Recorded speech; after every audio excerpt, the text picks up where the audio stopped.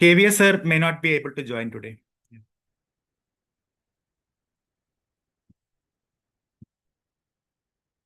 Soumik sir, KVS sir may not be able to join today. Okay, no problem. Let's go ahead. It's time, I think. Yeah. So shall we begin? Yes. Welcome everybody. Greetings from Endocrine Society of India. Myself, Dr. Mohan Tishnoi. I'm an executive committee member of ESI. It gives me great pleasure to bring to you the ESI case capsule, the second one after the second meeting after we are taken over. Myself and Dr. Soumik Goswami are the coordinators of this program. We will have interesting case discussions brought to you from SRMC Chennai, which will be a good case. The moderator is Dr. Sriram Mahadevan. His student, Dr. Meghna, will be presenting the case. To take the discussion forward, may I welcome our President-elect or the patron of the ESI case capsule, Professor Sujoy Ghosh, who is Professor of Endocrinology at IPGMR, Calcutta, to please take over, sir. Thank you, Mohan. Big thank you to Endocrine Society of India for having taken this initiative of starting the case capsule, or I would say rather restarting. And of course, thank you, Mohan, as well as Soumik, for guiding us through the second episode it is this time. And of course, we are grateful to all of the respected professors. Thank you, Professor Mahadevan, for taking the responsibility for case capsule meeting today. We do understand as endocrinologists, the most important thing to do is to learn about clinical medicine. And clinical endocrinology is challenging. And the more we actually go on case-based discussions, the more we actually learn rather than theoretical didactic lectures. And today you will witness an interesting case of hypoglycemia. As physicians, every time you think of hypoglycemia, it's not diabetes. It could be something else as well, or it could be diabetes. And without wasting any further time, I would actually want to hand over the session so that the case capsule can progress. And students, good luck to you in terms of your learning. Learn endocrinology, clinical endocrinology, and be good clinicians and serve the nation. Thank you very much. Thank you, Sujayada, for the very wonderful message, sir. So we'll just move on to the next part of this thing. We'll have the welcome address already done. So we'll go with the case or discussion. May I have the CV slide of Dr. Sriram Mahadevan, sir? It's loading. Yeah, sir, as professor and head of the Department of Endocrinology at Diabetes Metabolism at Sri Ramachandra Medical College, Porur, Chennai. He has done his training from Chennai, Stanley, then MD and DM from PGIMER, Chandigarh. He has extensive experience clinically, and he has done extensive research, and he has held so many positions. And you can always say that you can always ask him any question related to the subject. He will reply to you, and he will gracefully. And we have all witnessed his beautiful handwriting as well, because once the meetings are over, we are looking forward to his feedback, which he gives to us in a very good and elaborate manner in his own handwriting. It is very rare to see and very appreciated also. Thank you, Sriram sir, for joining us and guiding us. Over to you, sir. Thank you very much, Dr. Mohan, for the kind words. And especially the special thanks to Dr. Sujoy Ghosh and everybody in the ESI team. Soumik is there for this great initiative and this great opportunity to learn. As I have put it for the residents who are joining today for discussion, this is going to be an interactive session, mutual learning. I have the opportunity of asking side, and they will initiate and we will discuss more and learn more. With that, I think I'll give it over to my resident, Dr. Meghna. I think she'll start the session. Shall I, with the permission of the office? Yes, sir. Thank you. Dr. Meghna, please try to share the screen. Yes.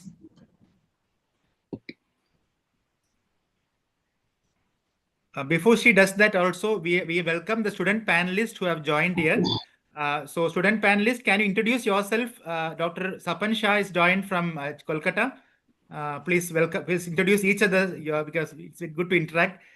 One line about your institution and your name also.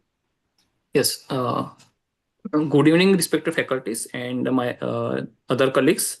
Myself, Dr. Sapan Shah from the second year PhD from the NRS Medical College, Kolkata. Thank you. Next person, please feel free to unmute and please introduce yourself. This is Vatsal Mehta, second year SR from AIMS Rishikesh. Welcome, Vatsal. Welcome, Yeah. Sapan. Thank you, sir. Myself, Dr. Sharath from AIMS Bhopal. Welcome, Dr. AIMS Sharath. AIMS Bhopal. AIMS Bhopal. Yes, good evening, everyone. I am Dr. Mangesh Mane. I'm also a second year resident from AIMS Bhopal. So both Wow. AIMS Bhopal, very good. Yes. Very good. Good And evening, respected faculty and my dear colleagues. I am Dr. Ankush Upneja from IMS and Some Hospital, Bhubaneswar. I am second year DM resident in endocrinology. what Welcome. hospital? Some, huh? Yes, IMS Yes. and some. Yes, yes. Oh, nice. So GB Kanwar and team. Welcome, Yeah. welcome. Thank you, sir. All of us will become more familiar through this. Yes. Thanks, Mohan. Yeah. Yes, yes, yes. Yes. So I think we have 5 panelists and 1 presenter. So you will get equal share in the questions and we'll learn each other. That you moderate. I mean, as the case goes, we will discuss more. Yes, yes, I'm yes. sure they would have encountered this. It's going to be a good revision and some finer aspects. Yeah. We will If see you have how any questions in the questions when you are coming, no, please feel free to ask. I think we'll interact. But I think we allow the speaker or the presenter to start and we'll learn from that. Okay. Yeah. Thank you. Over to you, Meghna. Yeah. Okay, sir. Thank you, sir. Good evening, everyone. I'm Dr. Meghna. I'm doing I'm second year resident in Department of Endocrinology, Sri Ramchandra Hospital, Chennai. So today I'll be presenting about endocrine hypoglycemia. So I would like to start with the chief complaints. The patient is a 76-year-old male, so who had presented to us with complaints of altered behavior for the last 2 months associated with low capillary blood glucose, which were measured, which were around 40 mg per deciliter when measured on a point of care machine. So coming to the history of presenting illness, his episodes are recurrent episodes of altered behavior accompanied by transient loss of awareness for the last 2 months, with a notable rise in frequency during the past 1 month. And each episode is lasting for about approximately 15 to 20 minutes and predominantly occurring in the early morning hours. And these are also associated with profuse sweating. So we've deduced that this could be focal impaired awareness seizure, also known as complex partial seizures. And Sorry to interrupt, you could possibly say, how did they find out? Obviously, sir, in was the he aware of it or somebody else found out and I'd he like was... to bring in the patient's past history. The thing is, he's a man living abroad in Canada, actually. So he's a known hypertensive for the last 1 year or so. So for which he was started on antihypertensive, which was amlodipine, and he had developed pedal edema. So for that, he is shifted to a diuretic chlorothiazide, for which he had again developed a hyponatremia. So for this hyponatremia, when he had gone to emergency room in Canada, there they diagnosed it as a drug-induced hyponatremia, and there they made their concerns like saying that we are having these symptoms, recurrent symptoms for the last 1.5 month. So that's when the doctor over there had noticed and asked for a measurement of blood glucose during the episode, sir. Sorry to interrupt. A small clarification is required. See, this person apparently had. You are saying that antihypertensive. Again, another antihypertensive was changed because of pedal edema to Yes. diuretic called like thiazide, and he apparently had an episode of or something to do with hyponatremia. Yes. That time, did he have altered sensory? Hyponatremia. That can also be Yes, a sir. cause He was having altered behavior, so that's why they had gone to an ER. But at that time, there was no when the glucose was not low, sir, when it was measured. It was only hyponatremia associated altered behavior is what they had deduced. But that altered behavior and this altered behavior, are they same or what was it? I mean, what is the temporal sequence? Did this continue even after stopping thiazide and sodium yes, becoming normal? even when the sodium was corrected, his these complaints were persistent. So that's I why think you should stress on this. Otherwise, it won't be clear. Okay. Carry on. We'll generate a few more discussion points. Yeah. So there were no, during these episodes, there were no tonic-clonic movements or tongue bite. There was no involuntary passage of urine or stool. And there was no fever, weight loss or head trauma. And during these episodes, after their hospital visit, they were asked to measure the blood glucose. So that's when they had started, they had noticing it to be at around 30 to 45 mg per deciliter. And these symptoms had improved after he had taken food. That was also a clue that the patient had given to us, sir. Again, I mean, how do you classify these clinically? He's not a diabetic, I suppose. He doesn't have diabetes, no? No, sir, he's not a known diabetic or any other concurrent illness, sir. Okay. So in that case, how do you, I mean, we'll go to this past and other things you have told about this. Go back, we will discuss few points on this symptomatology. What is your impression? This is he's an elderly person coming to you with these kind of symptoms increasing in the last few weeks. Yes, sir. That's the overall history. So tell me as to what will make somebody think of hypoglycemia? Why can't it be something else? It's an acute onset of symptoms at first, and he's noticing that there is a documented, though it's not a like laboratory value, we do have a point of K measurement along with that altered behavior, and the main clue is that the person's symptoms are improving with food intake, sir. So what is this called? This sequence of thing, what you are saying. He had symptoms which are probably suggestive of hypoglycemia, even though first time he might not have known. Yes, sir. They documented with whatever, apparently some method which was available at their house or whatever. Yes, and sir. the whole thing getting Resolved. corrected after. Yes, sir. So this is This is called Whipple's triad. And anybody in the other, I mean, whom should I ask? Just for starting, okay, it's not pointing. Dr. Sappan, can you elaborate more on that? This is how we diagnose hypoglycemia. Are you convinced? Are you happy with this thing, or should you ask more? What else will you ask? This is enough for us. I think, sir, patients if fulfills the Whipple's triad, then it should be because of hypoglycemia itself, hypoglycemia in non-diabetics patient. Reasonably, is it convincing to you that he is satisfying Whipple's triad?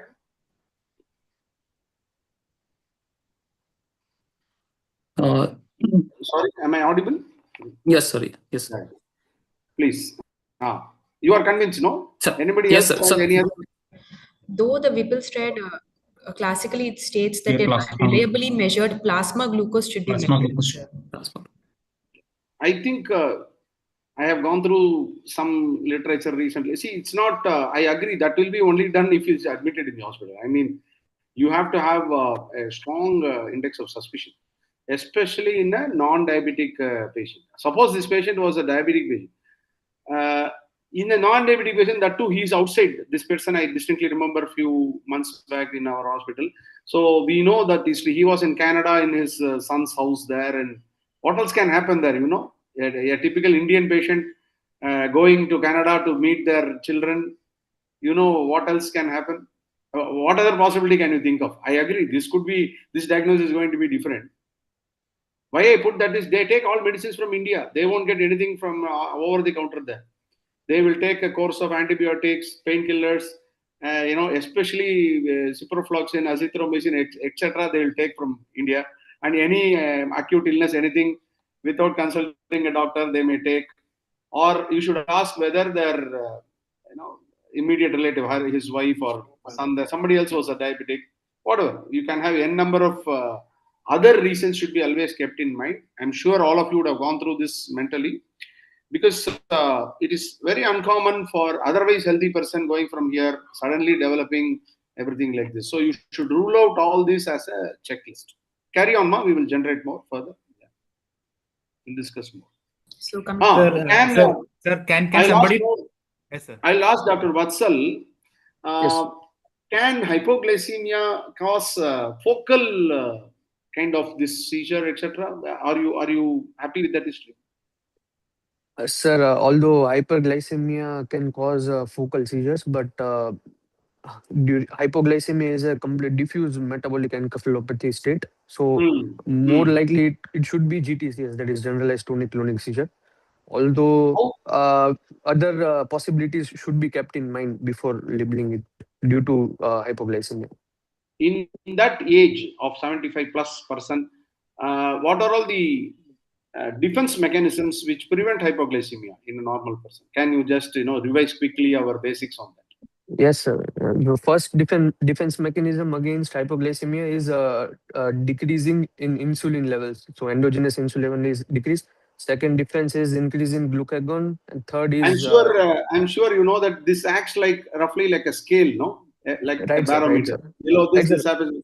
Can you just for our revision erase that with us? Right, sir. Below 80 to 85, the first defense mechanism comes into act, that is decrease insulin.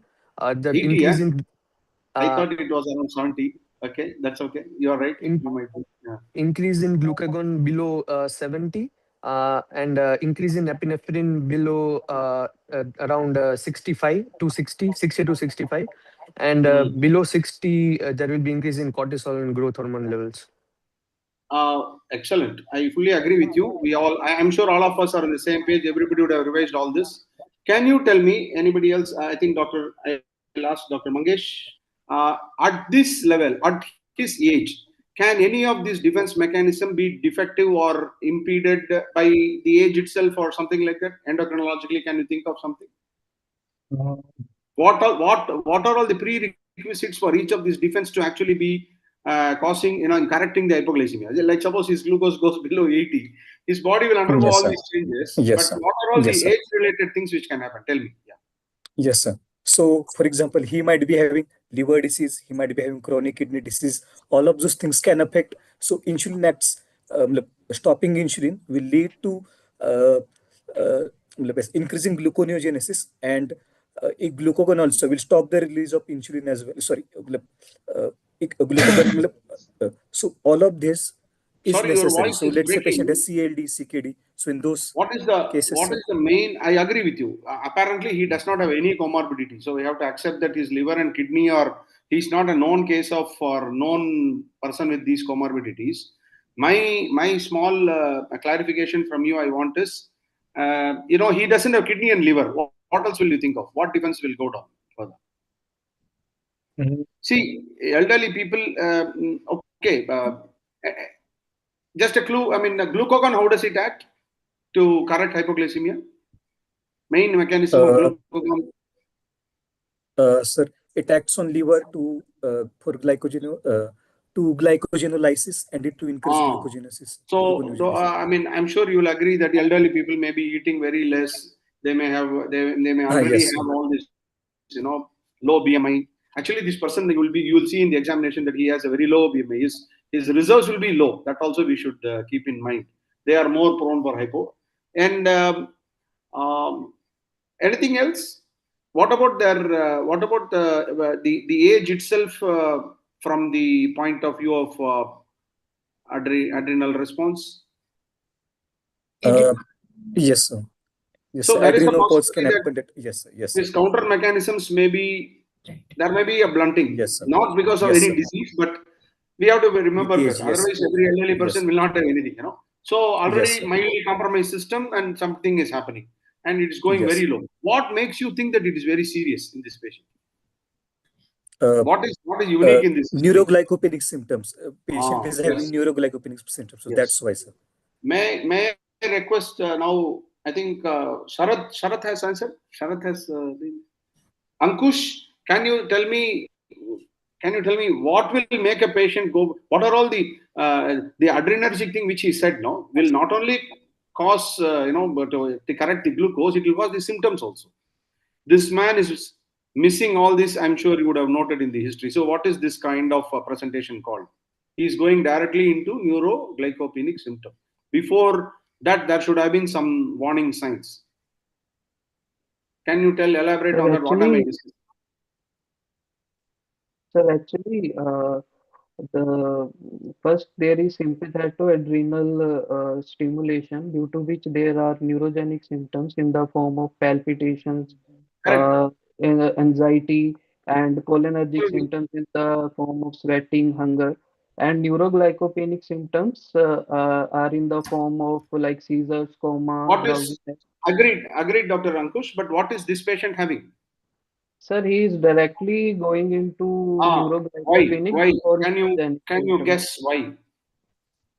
Sir, it may be like in some patients who earlier had an episode of hypoglycemia, there is hypoglycemic autonomic failure. Secondly, due to persistent hypoglycemic episodes, the hypothalamus, it becomes more of kind of stabilized to hypoglycemic episodes, due to which there is decreased threshold for hypoglycemia. So that is Excellent. why. So this is, I think you are almost there.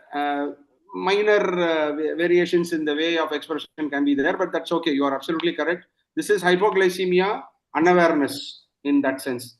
He is Yes. unaware of the serious hypoglycemia. What prevents the brain going into severe neuroglycopenic, episodes till the glucose goes as low as 40 or 30? What are all the brain level adaptive mechanisms? Sharad, can you guess? I'm sure you must have read. Can switch from his, even though the primary source of energy for metabolism for brain is glucose, it can switch at low levels to, it can use ketone bodies like beta hydroxybutyrate can be used as an energy source. Do you think, I mean, from the history, from this kind of a basic history of recurrent hypoglycemic episodes directly going into neuroglycopenic symptoms, do you feel that he is able to go to that alternate fuel? His brain is able to use ketones? So should not have landed Yeah, in if he had used ketones, I'm sure he wouldn't have had this symptom. No, if something is wrong, his ketones are not some coming. mechanism is maybe preventing the ketone body formation. Maybe The at other this question, point. the question one sentence before I tried to ask was, how is the brain able to sustain the obligate glucose intake till very low levels of glucose?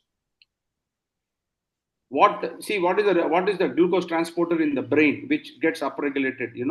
GLUT1. GLUT1. So the GLUT1 upregulation happens very significantly at low levels of glucose, due to which the brain is able to take glucose, even though the other, as usual, the insulin-dependent glucose uptake in the muscle and other areas will go down, because the body has to sustain, to divert all the glucose to the. Agreed. Another clue we get from these recurrent hypoglycemia patients is that the brain is not able to somehow, ketogenesis may also be defective. Just now I gave a clue that they are all elderly people, poorly nourished, fat resource may be low, their ketone resources may be low. That also we should keep in mind overall. Luckily, we are going to go more history. I think Meghna can continue. If there is alcohol and other things, that will add more fuel to the fire of whatever we are discussing. I hope you are following. If there are anything which needs more clarification or discussion, you can let me know. We will go to more history so that Sir, Whipple's triad for the basics, sir. So as of now, Whipple's triad in this patient was historically quite well satisfied, because he has been documenting, he has been told by, at least I know this patient's history, he had symptoms which are seriously suggestive of hypoglycemia. He was documented to have glucometer readings which are quite low. And the most important thing is, by administering glucose in some form, either sugar or the otherwise, he is having rapid improvement. And every time it has happened the same way. So every reason to believe that his Whipple's triad is so. So there is some component of hypoglycemia definitely confirmed that is there. What is the cause? Sir, Whipple's triad percentage of, is it a very foolproof one, sir? 100% can be, because you asked that question. I also had that doubt. Sorry? The Whipple's triad, can it be completely conclusive? For initial step, can it be helpful? Because analyzing, I think.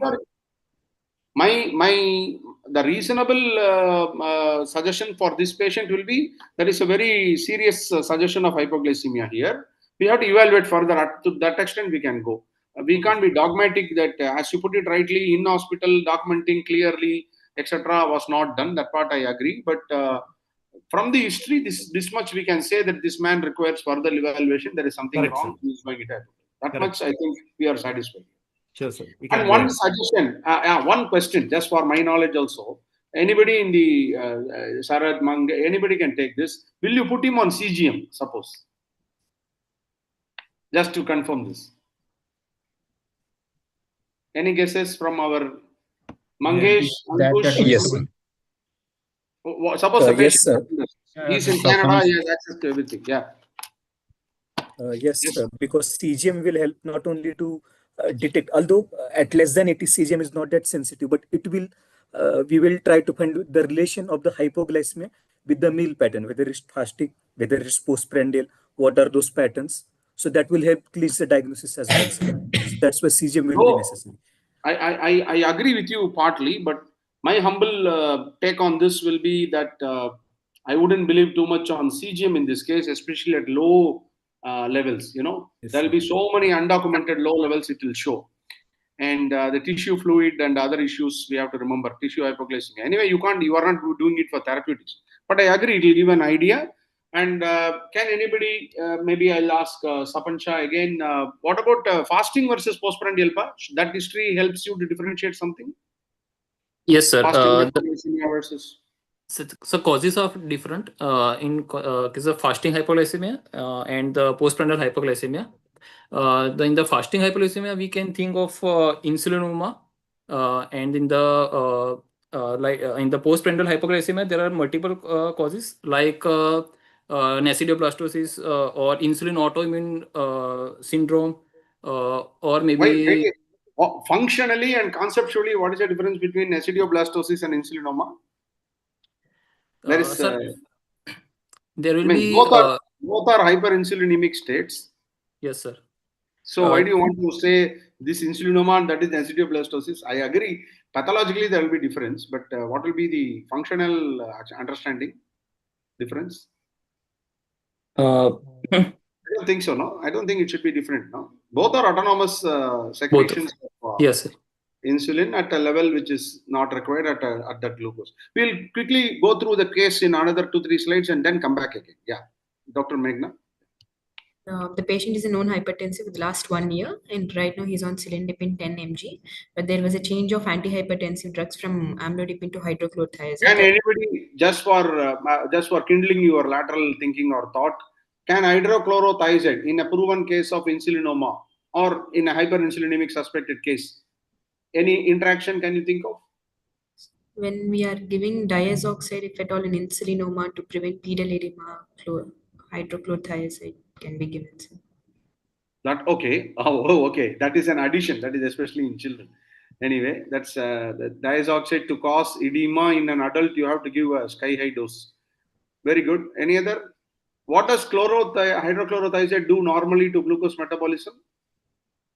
Vatsal or Sapan? Yes, sir. In diabetes, if we are prescribing chlorothalidone or a thiazide diuretic, then we have to the hyperglycosuria part. We have to keep in mind. Glycosuria? Why glycosuria? Who is talking? Sorry, Sapan? Sir, this is what sir. Sir, Vatsal? one thing comes to Why did mind you is say glycosuria, Sapan? Sorry, Vatsal. Actually, sir, I'm not sure about that, but it can prevent hyperuricemia. It can prevent thiazide diuretic. Not sure No, of glucose hyperuricemia, okay. metabolism. Glucose metabolism, it will worsen. We all know that. It will worsen diabetes mainly because of, not for, I mean, I'm sorry, it's a diuretic in that sense, correct. But glycosuria, no. I don't think it will cause natriuresis, it will cause kaliuresis mainly. So you will have severe hypokalemia. I wanted to just kindle your thought on this hypokalemia, no? When it is very severe, it will affect all hormonal secretion. Please remember, Okay, there will be an issue there whenever you have this drug. And Yes. thiazides, of course, you should know the effect on lipids and very rarely others. So there might be an issue there when the drugs like nicorandil, which are also potassium channel openers, local channelopathies it causes at the pancreatic level. All these to be remembered when you discuss insulinoma and potassium. You know how potassium is required, no, for the action potential to be generated. Anyway, any other history, relevant history, Dr. Meghna? There was no history of any past surgical history, no history of any alcohol intake or CAM intake, sir, or smoking history, sir. I always request my colleagues and others to, I mean, no history of complementary access. Complementary and access alternative medicine intake. Don't use short forms when you are presenting. You write short forms on the slides if you want to, but always tell in full form so that the listeners will know. Next, go back. So luckily, this guy does not have any of those other things. Dr. Mangesh, if he was suppose a regular alcohol consumer, what else will you be adding to the pathophysiology of this condition? So if he was an alcoholic, sir, two things come to mind. One is chronic liver disease, that critical illness, critical illness hypoglycemia that comes to my mind, sir. Second one. That is in the extreme. Before that, I agree. Fully agreed. I fully agree. It's a good answer. I don't deny that. Yes. Apart from that, sir. No. How does chronic liver disease cause hypoglycemia? Chronic liver disease leads to it inhibits the liver's function for deposition of glycogen. So glycogen stores are depleted. Very good. And of course, gluconeogenesis also the predominant source is liver. Yes, the second important source of gluconeogenesis is kidney, sir. Kidney. Where else is glycogen stored in our body other than liver? Kidney. Mainly kidneys, muscles. Muscles, sir. Skeletal muscles. Agreed. Kidney also stores some amount of glycogen in the cells. Predominant source of glycogen other than liver? Skeletal muscle. Skeletal muscle. Then what is the difference between liver and skeletal muscle glycogen? Means which can be utilized immediately to correct hypoglycemia? Liver, sir. Glycogen phosphorylase enzyme. Presence of glycogen phosphorylase enzyme, sir. It contributes significantly to the glucose. No. I think that enzyme is slightly you are mistaking. The last enzyme, the glucose 6-phosphatase, the last step of gluconeogenesis. After it breaks down, it comes out. It has to come out. No, that won't be there in the muscle. So muscle cannot release. So can anybody revise their basic biochemistry? How does then muscle help in correcting hypoglycemia? Sapan Shah, you are aware of it?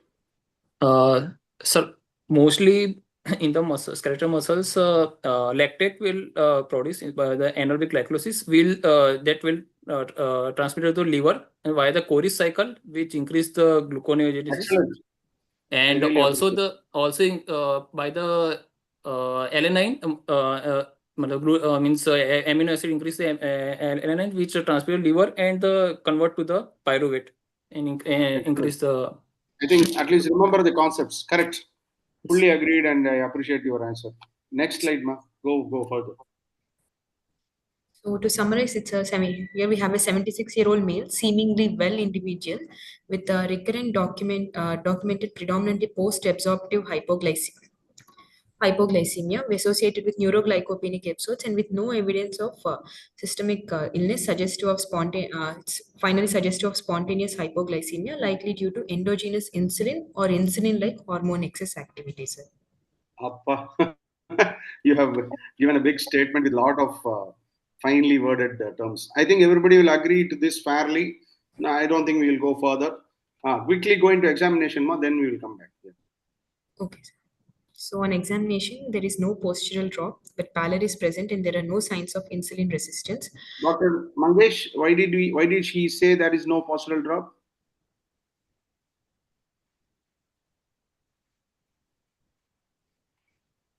Sorry, because, anybody? I think one reason postural hypotension is a sign of dysautonomia. So the hypoglycemic unawareness can be due to that dysautonomia, sir. Yeah. And one more thing is that recurrent hypoglycemia also blunts your baroreceptor reflexes. Yes, sir. Yes. So both are important here.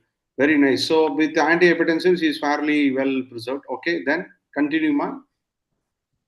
Sorry. Go back. That's interesting. Why acanthosis? Saraj Chandran. Signs of hyperinsulinemia. If it is we expected, no? Why there is no acanthosis? I'll ask the other way. If there was acanthosis, I'm sure all of us would have agreed that he has been having recurrent hypos for a long time. He has been tuned for it. That's the typical insulinoma history you get. A patient who has had the recurrent episodes, he has got tuned himself. One more fine point, which I'm sure Soumik and others can also add, if I'm not totally wrong, is in a given patient, the symptoms of hypo are usually prototypical. In the sense, they say that patient will have the similar kind of symptoms every time. He will know, he will judge it quickly if you ask it in detail. even though we read the entire spectrum of symptom, a given patient will have the same thing repeating. So that's very important to remember, especially in our diabetic patients, to address it. Anyway, quickly, ma, go further. Sir, I wanted to add something. So it is recent onset. That is why. His hyperinsulinemia may not have been too old, or it is by something else. Anyway, I would have expected acanthosis if it was chronic hyperinsulinemia, but it's not so here. So I wanted to add something. If it was acanthosis, sir, reactive hypoglycemia can be one possibility that should be kept in mind. Absolutely. Fully agreed. Because that is the hyperinsulinemic phase of the evolution of type 2 diabetes. Agreed. Yes, particularly post-absorptive, post-prandial. If acanthosis was there, we would all have agreed. Yes, correct, sir. Yeah. If I can just add. Yeah. Even insulinomas have acanthosis. I think Dr. Sujoy Ghosh had a publication long back where insulinomas have acanthosis, and if you remove the insulinoma, the acanthosis goes away. Correct. I expected that. That's why I asked this actually. Insulinomas have acanthosis. Yeah, they eat more. The body also down regulates the receptor and insulin resistance. Both are mixed there. Correct, sir. Absolutely correct. He has no other significant features. Very good. Why anybody from the Ankush, quickly, why no lipomas, no fleshy nose and all has been mentioned, pa? I mean, just for completion, this is, you can say always I examined thoroughly, so I'm mentioning all this, but these are all, sorry, one you are syndrome guessing. association. Yeah, MEN1, agreed. Then lipomas, same thing, MEN1 and its associations. Then that fleshy, skin nodules are, you all know that collagenomas. So MEN1 association should be always mentioned in any hypoglycemia. But he's too old, probably somebody can argue. But to worthwhile remembering all this. Next slide. So there is one IGF1 syndromes and also IGF2 syndromes and also no. Absolutely. We see it so rarely that we don't keep it in the DD in the top usually. Go further, ma, quickly. We have time, ma. I think we are. We have 10 minutes, sir. No problem. We'll try to wind up. So on systemic examination, cardiovascular, both heart sounds are heard, and respiratory bilateral air entry is present, no added breath sounds. On per-abdomen examination, there was lower abdominal distension seen up to umbilicus, and there are no scars or pigmented striae. And a palpable mass measuring approximately 15 cross 13 centimeters is noted, extending from 3 centimeters above the umbilicus into the pelvis with lower border not palpable. So the mass is round and has, on palpation, the mass is round, has a smooth surface and is consistent and non-tender, restricted. Okay. For all practical purposes, he has a mass. He has a mass with restricted mobility, sir. Yes. Sarath Chandran, you're seeing it very intensely. Yeah. So this is very rare. See, insulinomas from the pancreatic etiology, you will never have such a finding. Palpable masses. This is like a telltale. I mean, this is like a sitter now. What is the guess, pa, you can make from this? Neoplastic hypoglycemia. Any other malignancy that is secreting IGF2 or something, maybe. Age is high and he has a mass, and that too in an atypical area presenting as hypoglycemia. Absolutely, I fully agree. Paraneoplastic, unless very rarely you say this is different from the other. Next slide, ma. Yeah, we agree. Then we are going into investigation. Yeah. So there is anemia. Anemia looks like chronic anemia of chronic disease, and liver functions are normal, with renal functions being normal. And coming to thyroid profile, there is TSH suppression with subclinical hyperthyroidism. We went ahead and did the TSH receptor antibody, which was positive, along with the diffuse uptake in the technetium uptake scan. Does that ring any bell, Dr. Ankush? Just because you see how many confounders are getting added one or the other. We have a mass in the abdomen. We have an elderly person with spontaneous hypoglycemia, which seemed like hyperinsulinemic type, but now he has this thyroid profile. Any guesses, pa, Ankush? Sir, possibility. We may be wrong, but we have to keep clinically. We have to go on and broaden our possibility. Sir, I would think of that the patient is having hyperthyroidism. So maybe he is on some neomercazole or methimazole therapy, which can cause, which are confounding factors for Hirata syndrome, sir. Anti-insulin antibodies can be there. So therefore, he is having post-absorptive hypoglycemia, sir.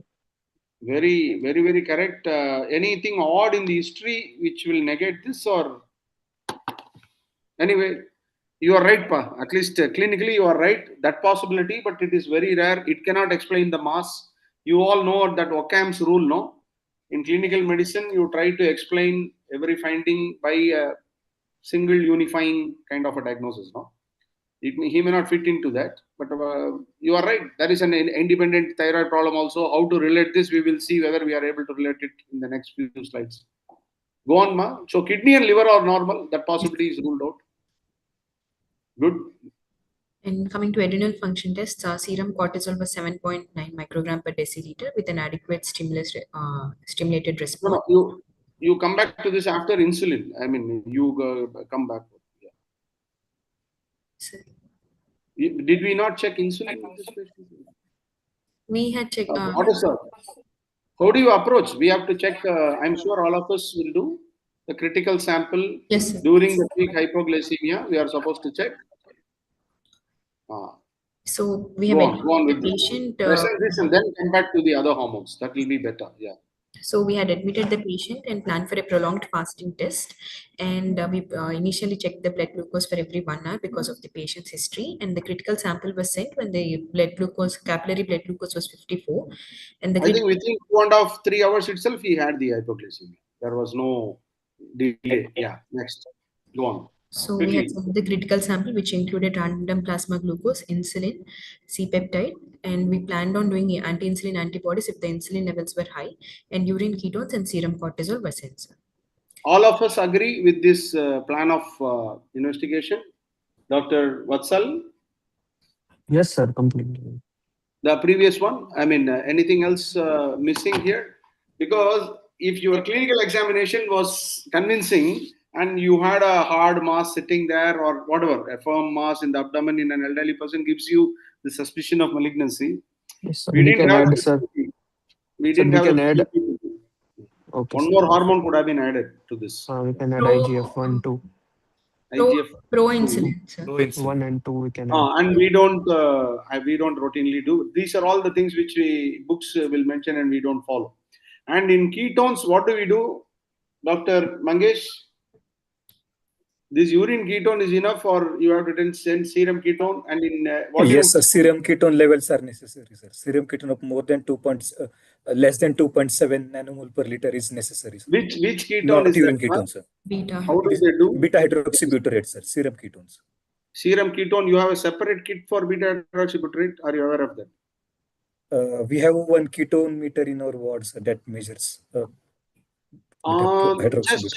Just check that because there are two things here. One measures the ketones, which is acetone. The other one is the beta hydroxybutyrate. The Abbott one is beta. You should know which you are doing.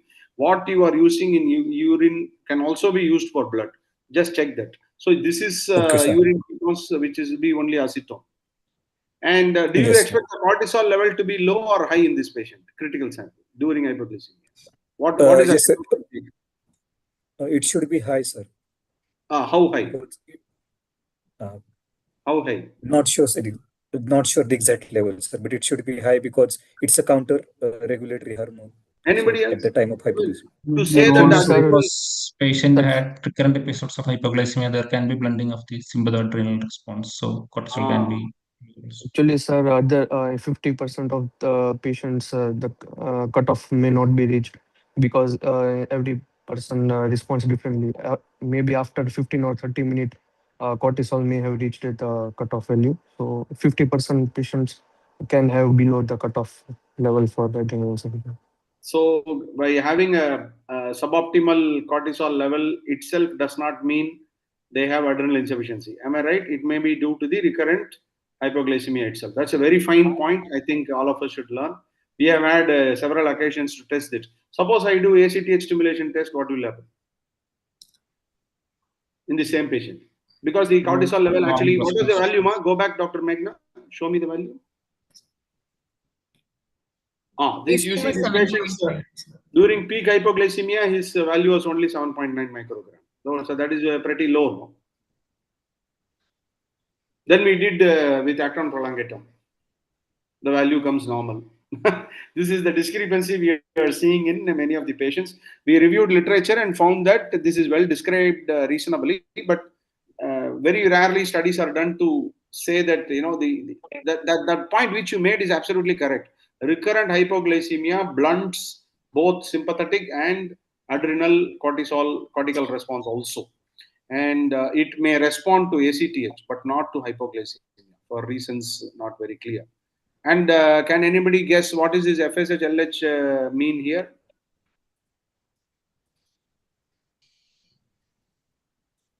Sharad? Andropause setting. Setting in. And then why testo is 3.8? It's normal, no? I mean, 381 under higher. LH drives correct.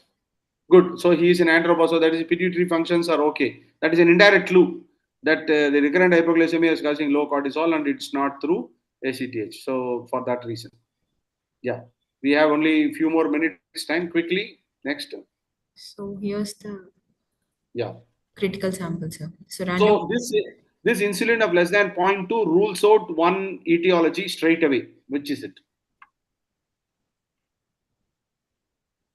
This is undetectable insulin during peak hypoglycemia, which is the normal response we expect. And the cutoff is usually 3. So I think I was discussing with Ankush regarding that he had thyrotoxicosis picture. We had done TSH receptor antibody, so Graves and autoimmune hypoglycemia, we rule out. You know why? You all know that the insulin values will be usually thousands. Hundreds or thousands. It will be very high.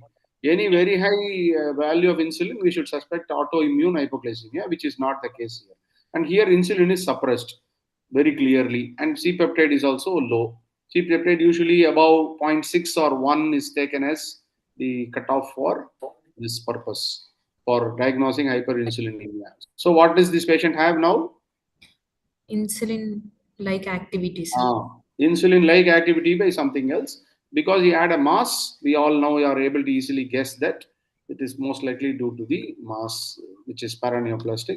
We were not able to do, so we went ahead quickly. Tell the follow-up of this patient. Do you have those slides with you? Yes, sir. So initially we had done the USG abdomen and USG guided biopsy was done. Meanwhile, we had done the PET CT also. So it was a large FDG mass of 19 cross 10 10.5. Quickly show them, don't read all this. Now that is a very less than 3 minutes time. Yeah. Huge FDG avid mass in the occupying the lower pelvic area, and biopsy was done. Biopsy showed, you have the biopsy slide or something? Yes, sir. It showed actually a gastrointestinal stromal tumor, and I mean, this patient for logistic reasons had to go to another hospital for under the oncologist. You have a slide to the follow. He was started. They were hesitating. The initial plan was to do surgery, but as you know, elderly people, Canada, there were many people who were giving suggestions. Ultimately, the oncologist in another hospital, I'm in touch with them. They gave imatinib therapy. He has responded beautifully. Within 2 to 4 weeks, no hypoglycemia. And he's doing quite well now, actually. No operation done. The mass has decreased by almost 80-90% now. And the resection was not done. He received only imatinib therapy and is responding beautifully. Otherwise, the conditions which cause this kind of IGF-2 related are usually sarcomas and big tumors which need to be aggressively managed in a different way. I mean, all is well that ends well in this patient. But regarding if this was not the mass, then we are in a soup. We don't know what this patient has. Then you might have to do which scan. What other modality can we check? Any FDG PET is the only option, I think. Usually there will be rapidly dividing masses. So in this patient, actually, as endocrinologists, we are usually tuned for DOTA and other things. Here, actually, FDG will work than DOTA. That's what we should do. And again, clinical examination is important. He had a big mass. You cannot miss. He was a lean guy. The moment you made him lie down on the cot, you can easily see the mass protruding. Otherwise, he was not complaining of abdominal symptom, to tell that. So quickly, suppose this was an unresectable mass, and how we could have managed. Suppose it was not unresectable, it's not imatinib responsive. Then, any guesses? How do we manage IGF-2 mediated conditions? There's a paradoxical effect of glucagon. Growth hormone. You know that You can give growth hormone in this condition. Any idea? Anybody can say how growth hormone works in this condition? Usually we don't give growth hormone in malignancy. But here is a paradox here. What is that paradox? Increases the IGF-1 and IGF-BP3, sir. So the binding gets more, and so that the IGF-2 will not extravasate from the vascular content, sir. Yeah, that's an interesting, good. That's one thing. So coming quickly, last 2 minutes of suppose this was insulinoma. Leave this condition. This is very rare, and this helps us to understand the physiology better. Okay. Sir, can steroids also be given in this, sir? Sorry, I'm sorry. Any role of steroids, sir? Glucocorticoids, yes, they can be given, but yes, For what? Steroids for what? Because he has suboptimal cortisol. For IGF-2 related hypoglycemia, we often give glucocorticoids also, sir. Okay, agreed. I don't think our oncologist suggested as a measure. From endocrine point of view, we were convinced that we need not give cortisol in this case. And the thyroid thing, actually, we didn't treat. Actually, he's under their follow-up now. I think it might have also recovered or what, I don't know. I have to follow it up. Frankly, that part we are not sure. Under publication, sir, this one. Yeah. This is gone for publication. I think from our side. I think it has gone. It got published in some they submitted. I don't know whether it is accepted. Curious me. Article isolated case reports. We sent to IGF-2. There was again a learning point. This also I am openly accepting. We wanted to send IGF-2. We paid the money also. Apparently, my PG said all this, but ultimately it turned out to be IGF-1. That was a typographic error. They did IGF-1. That was the funniest part. We sent somewhere outside. We were expecting some report will come, but it turned out to be IGF-1. So be very careful. Typography. We send prolactin and they do procalcitonin. All these happen in errors in our. IJM has got a case reports journal also. Maybe next time we should try with that. Yes, absolutely. We should do that. And this patient responded very well. One of our faculty in genetics, her uncle is this patient. So we are, at least though we are not treating him, he is under very close touch with them. Anyway, that is that side of the story. Insulinoma, any medical therapy, surgery, not amenable then? Quickly, anybody? Vatsal? Yes, sir. Octreotide and diazoxide can be tried for this patient. So if it was insulinoma, I agree. In this patient, I'm not discussing now. If it was insulinoma, right, sir. Not in this case because there is no endogenous hyperinsulinemia. Correct. We can wind up, sir. We can wind up. Soumik is ready with the quiz. So that was, I think we can go on and on with 5 highly, I thought we'll not make enough time, but I thought we got more discussions. Yeah, we went into some basics. I hope it was useful discussion. I think the students would have got some. The last few slides, sir. Anything else is there in the slides, sir? I think. Do you have anything else? No, sir. Yeah, this is the last one. Yes. We didn't give growth hormone. He responded beautifully to. Sir, a take-home message from you regarding the slides, sir. This case, sir. My one take-home point, not from this case alone. Insulin, all hypoglycemia conditions are very challenging. Let us accept that. And I have Bengali patients also coming to our hospital. I am hampered by not knowing the language. The more you dig into the history, many times you get some interesting clues, which gives a lead. So don't rapidly jump into investigations. First, take a very good history, which gives the clue. Rule out the checklist. The typical John Service and Philip Crier's article and all will give you, drug and other things. And iatrogenic is even today very common. Some other drug, like even common antibiotics, etc. Beware of all this. After ruling out all this, when you are convinced that the Whipple stride is due to endogenous hyperinsulinism, then only you should go for this. And that too, I'm in a private sector hospital where cost of care is very high. You can't have the liberty of admitting patients for days and weeks together in the ward and do one by one. So we have to be very astute in our history taking examination and certain clues and reviewing the drug history. This has to be remembered. This patient, you saw how this antihypertensive and other things also slightly brought a twist in the initial possibility. Thank you very much for the opportunity. Thank you, sir. All our all our residents had. Please stay on till the quiz, sir. We'll have the quiz I'll be also. here. I'm learning. So, I'm so happy. our sincere thanks to Dr. Sriram Mahadevan and Dr. Meghna, as well as the other student panelists, for taking us beautifully through that case and explaining us the intricacies of this area. I think all of us learned a lot. And just to see how well we have learned what we discussed over the last 45 minutes or so, we have a short quiz here. I hope my screen is visible. Yes, yes. Yes. Okay. And just like last time, if you had logged in, the most important thing first is to scan this QR code, because it's only then that you will enter the browser that will take you through to the quiz questions.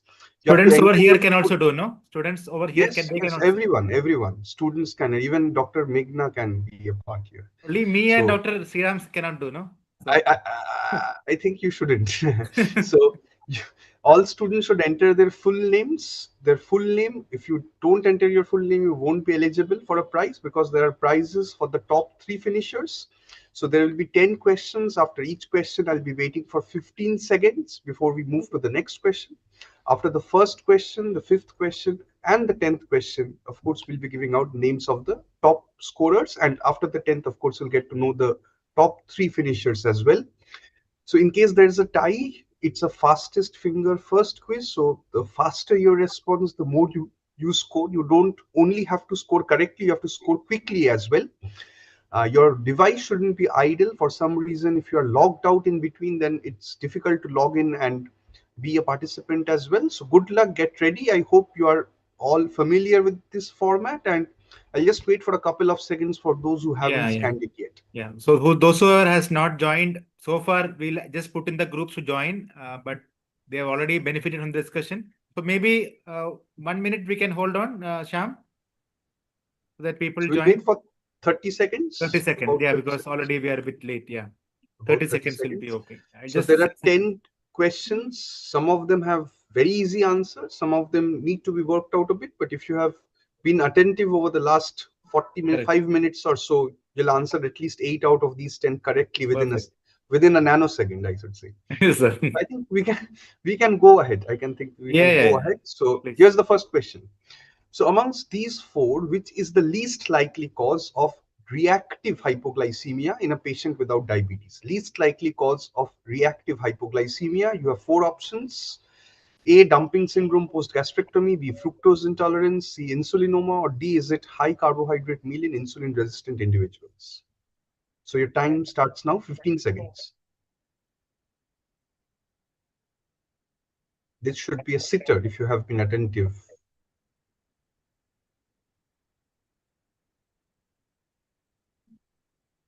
So if we are done with the first question, we'll have a quick look at the leaderboard. Let's see who got an early lead this time.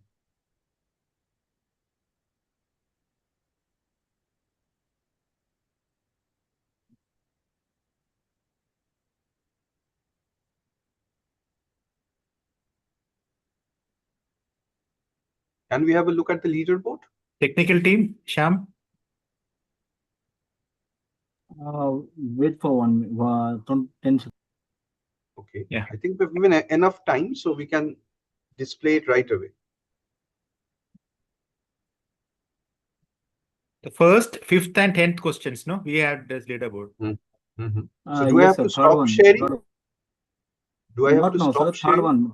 First 3, you have to show the questions, and after that, you will get the leaderboard. Oh, so okay, fine. Okay, good. So let's move to the second question. So this is a middle-aged woman who presents with recurrent episodes of confusion 3 hours after taking a meal. During these episodes, the plasma glucose is documented to be 40 milligrams per deciliter. The insulin is 8, C-peptide is 0.7, and the pro-insulin is 5.2. So what's the most likely diagnosis? Documented hypoglycemia, you have the level of these 3 chemicals. So is it an insulinoma? Is it sulfonylurea abuse? Is it exogenous insulin administration? Or is it a patient with non-insulinoma pancreatogenous hypoglycemia syndrome? And your time starts now.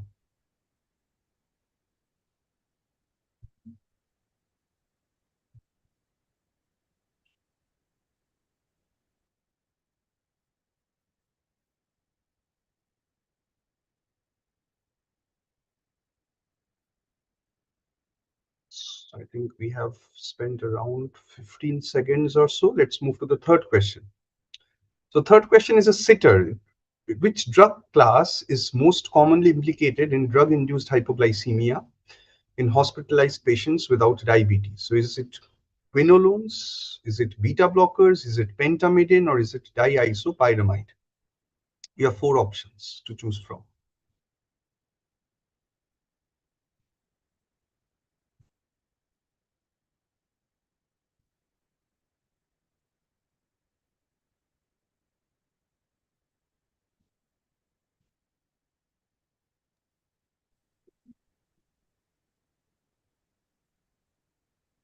After third question, we'll get the leaderboard. No? Yes, we need to have a look at the leaderboard. So do I stop sharing or can you show the leaderboard? Yes, I think you should stop sharing, I think. Yeah. Okay, let me stop sharing. Team video, can we be fast with this? Quickly, a quick look at the leaderboard. Wait for 10 seconds, sir. Yeah, yeah. Okay. So speed also matters a lot because last quiz, you remember, a few people joined just in milliseconds. We had an issue, but it's very good. Yeah. It could be nanoseconds as well. Yes, yes, yes. So we'll see so far how many have joined. Yes, a good number of people have joined. Okay. Okay. Okay. Great. So Great. We have a student panelists in the top 3 or 4, I think, already. Very good. Okay.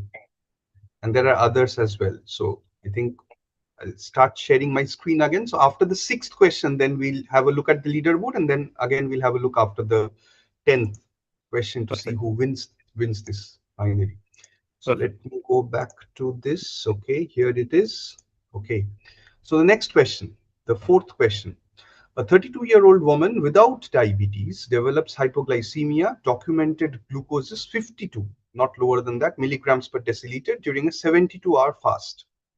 The insulin is 2.9, C-peptide 0.4, beta hydroxybutyrate is 3.5, and IV glucagon is given, in response to which the glucose rises by 15 milligrams per deciliter. So what's the next most appropriate step? Is it CT of the pancreas? Is it reassurance? Is it measurement of IGF-2? Or do you need to repeat the fasting test once again?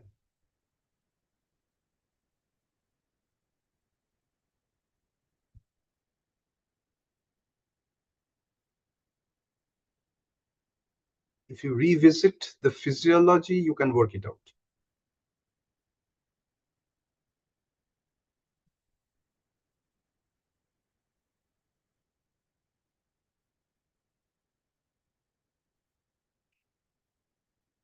So I move to the next question, the 5th question. We are halfway now. Which of the following is not a recognized feature of non-islet cell tumor hypoglycemia? And I think we have been discussing it a short while before. Is it A, suppressed insulin and C-peptide? Is it B, elevated big IGF-1? Is it C, hypokalemia? Or is it D, high beta hydroxybutyrate during hypoglycemia? So not a recognized feature of NICTH.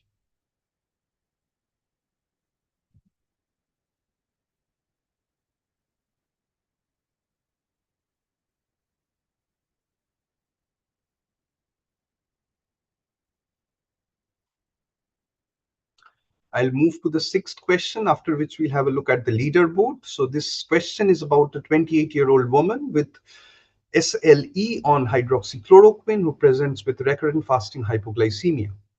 Her insulin, C-peptide, and sulfonylurea levels are negative. Cortisol and ACTH are normal. So what's the most likely mechanism for her hypoglycemia? Is it autoimmune and insulin syndrome or Hirata's disease? Is it anti-insulin antibodies due to use of hydroxychloroquine? Is it adrenal insufficiency which has been masked by glucocorticoid intake? Or is it a critical illness hypoglycemia that this has resulted in? So your time starts now.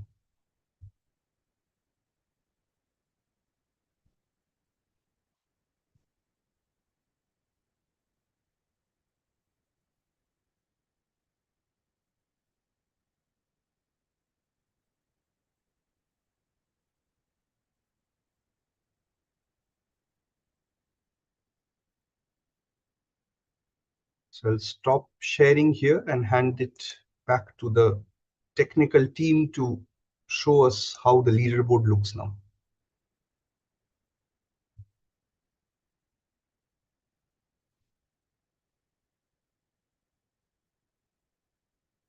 Okay, there has been some movement in the leaderboard, I believe, after these questions. Okay. Oh, so this is how it looks now.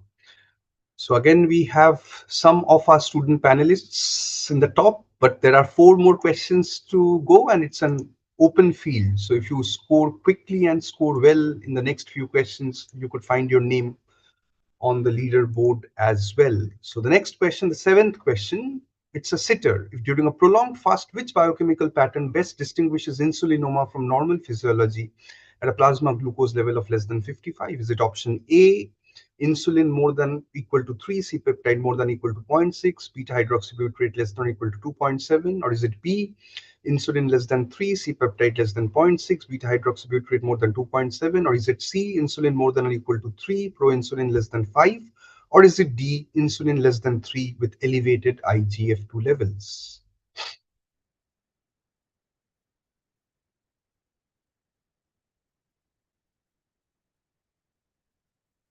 This is absolutely simple, and this is what we have been discussing before. So there are some simple questions thrown in just to ease things a bit.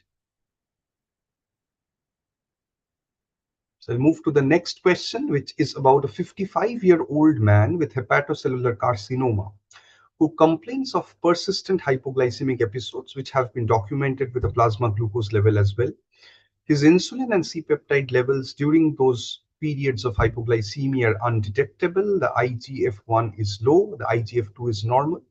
So what is the most likely cause of his hypoglycemia? Is it tumor production of insulin? Is it B, paraneoplastic IGF-2 production? Is it hepatic glycogen depletion? Or is it D, tumor consumption of glucose? This is the 8th question. There are 2 more to go after this.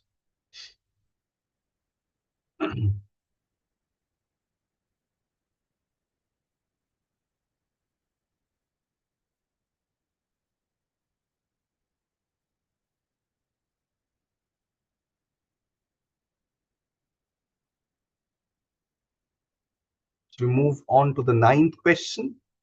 So which of the following genetic conditions is least likely to present with hypoglycemia in an adult in a patient without diabetes? Is it A, glycogen storage disease type 1? Is it B, hereditary fructose intolerance? Is it C, carnitine palmitoyl transferase 1 deficiency? Or is it D, medium chain acyl CoA dehydrogenase deficiency? You have 4 options, one of which is the correct one.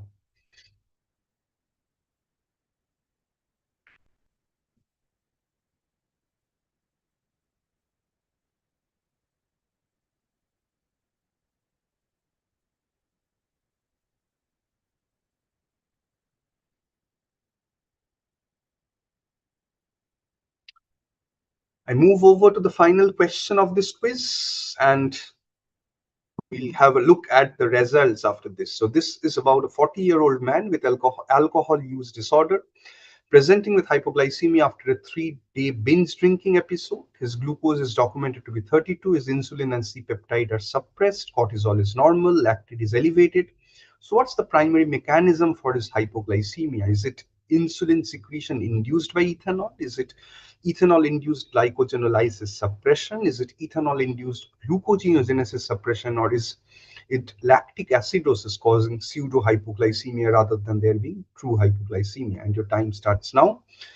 After 15 seconds, I'll stop sharing my screen. We'll have a look at the leaderboard and I'll quickly give out the answers after that.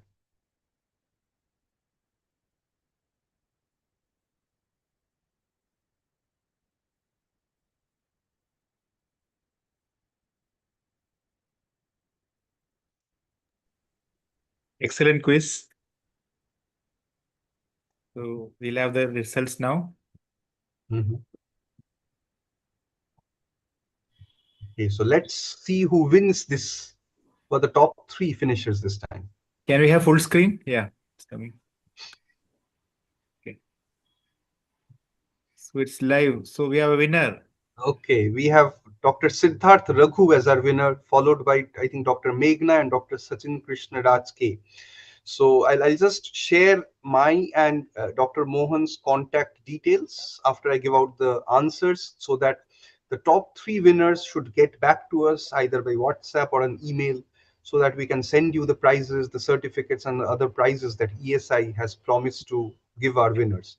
So can I share my screen? And of course, a big round of virtual applause for all our contestants, Yes, and a yes. special applause for our winners as well. So I'll quickly give out the answers now. Okay, so here we go. So the first question, least likely cause of reactive hypoglycemia, it would be insulinoma. It's mostly fasting hypoglycemia, not reactive hypoglycemia. Fructose intolerance is a less common cause, where after fructose consumption, there is the so-called phosphate trap and reactive hypoglycemia. So I spoke about a reactive hypoglycemia here, which again is more typical of NIPHS rather than insulinoma. More importantly, if you look at the C-peptide and the proinsulin, they are just above the cutoff mark.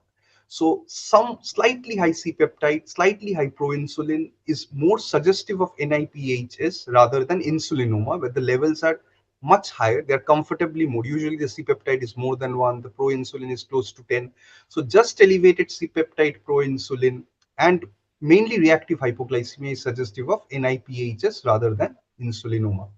So I think this was a very easy question. Quinolones are of course most common. Amongst the quinolones, gatifloxacin is something which is a serial offender.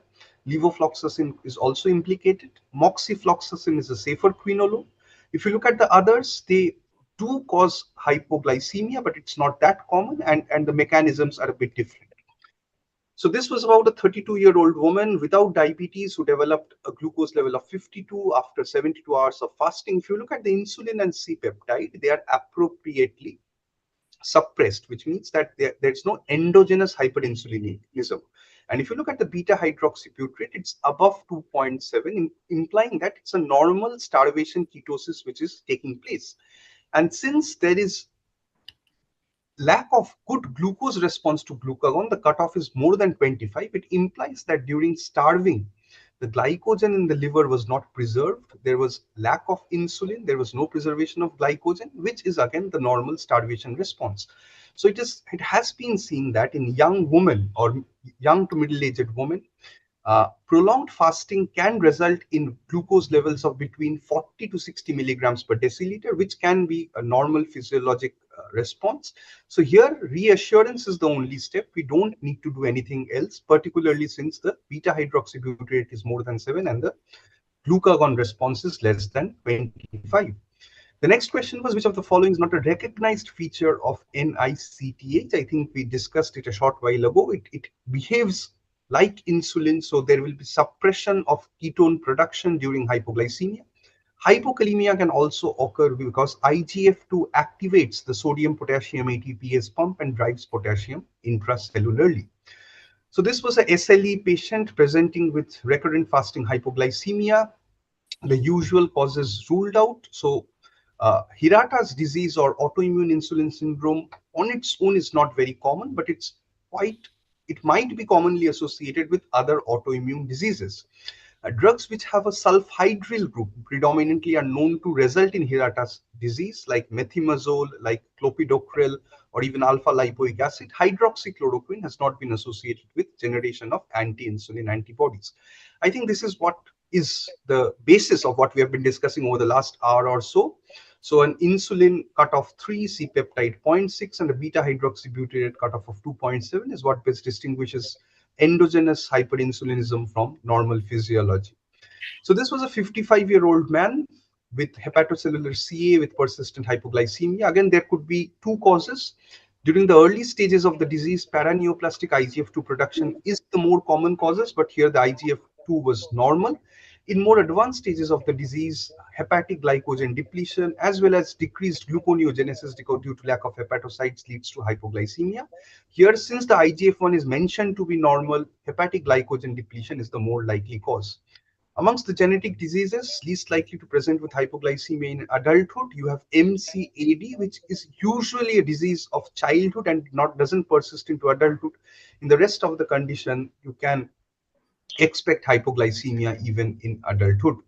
So this was the final question, ethanol and hypoglycemia. So interestingly, if you consume ethanol in excess, it inhibits gluconeogenesis but does not inhibit glycogenolysis. So after taking ethanol, there's a delayed hypoglycemia. So glycogenolysis goes on, gluconeogenesis is inhibited. However, if you do not take adequate carbohydrates with ethanol, and since it is a source of empty calories, glycogenolysis might also be impaired, but the classic mechanism is inhibition of gluconeogenesis, and there is no suppression of glycogenolysis rather with the use of ethanol. So these are the contact details. You can drop in a WhatsApp message or shoot a mail to either of us or both of us. The top 3 finishers of this quiz are requested to send in your details, and on behalf of the Endocrine Society of India, we'll take care that your prizes, your certificates reach you as quickly as possible. So with that, I hand it over to Dr. Mohan for the final concluding remarks. And again, a big thank you to Dr. Sriram Mahadevan and everyone else who has joined in today to enrich us with our knowledge. Thank you, Somik. That was a wonderful quiz. You Yes, summarized. Thank you, Dr. Fine Sriram. answer. Thank you. Yes. Thank you. I agree. See, good things have to come to an end, and it's not sad that we are having more discussions happening every Wednesday of what you call every month almost. So like every month we have got a Wednesday. We have a dedicated ESI case capsule. So today we had a good discussion on a rare presentation of a common disease, hypoglycemia. Endocrine hypoglycemia, it's an endocrine emergency, and sometimes if we miss it or we are not taking adequate care precautions, we may definitely lose the patient also, and misdiagnosis, and patients may be confused also what is happening. So we should definitely follow the guidelines, and as sir has wonderfully worked up the case, I really congratulate the team of SRMC led by Dr. Sriram Mahadevan sir and the student Dr. Meghna for having presented a very great presentation, and wonderfully worked up also, and interesting discussions. I thank the student panelists who have joined today. So it's great to have institutions contributing to the discussions. AIMS Rishikesh, led by Dr. Kalyani Sridharan, was graceful to send the student Dr. Vatsal Mehta here, and he did well. And then IMS Some Hospital Bhubaneswar, Dr. JB Kanwar sir sent his student Ankush, who joined today and discussed well. AIMS Bhopal sent 2 students today, Dr. Rekha and Dr. Alpesh had sent 2 students, Sharat Chandran and Dr. Mangesh, who did very well. And NRS Hospital, Dr. Saumik and Niranjan sir sent a student also, who also did well. So I think it is a good discussion today and a quiz which to top up the ice. I think wonderfully, I think you summary of all the points, major discussions, textbook descriptions, all the points were there. So the winners have it, but participants benefited the most. So the today's discussion will definitely has lived up to our expectations, and we look forward to more discussions in the future. Institutions which would like to send their case discussions, please send us the interest. We'll reach out to you. Me or Dr. Soumik, we'll be keen to have you on board. So we'll have more discussions. Team Video, I think we should congratulate them also for having done an excellent technical job of collating. And also a last word to our academic sponsors, Lupin, for having helped us with knitting together the entire episodes, and no scientific, like we had no pharmacological involvement in this. So thank you for having me here. So that brings us to the end of this. So I take your permission. Thank you. Stay safe. Stay connected. Jai Hind. Right. Thank you, Team ESI, also for having us today. Thank you, Mohan. Thank you.